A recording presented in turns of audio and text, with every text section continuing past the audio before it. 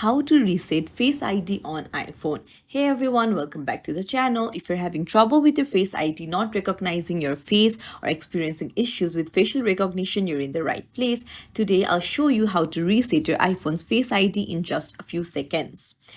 First things first, don't forget to hit the subscribe button and turn on the notification bell to not miss any updates. So let's dive right in.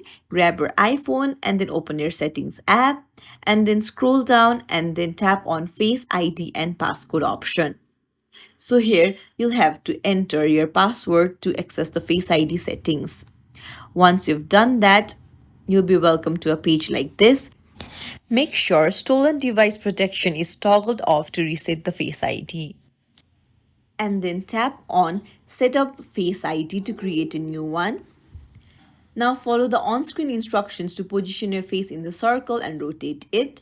Once you've completed the setup, try unlocking your iPhone with a new Face ID and that's it. You've successfully reset your Face ID. If you found this tutorial helpful, don't forget to like and subscribe for more tech tips. Thank you for watching. See you in the next video.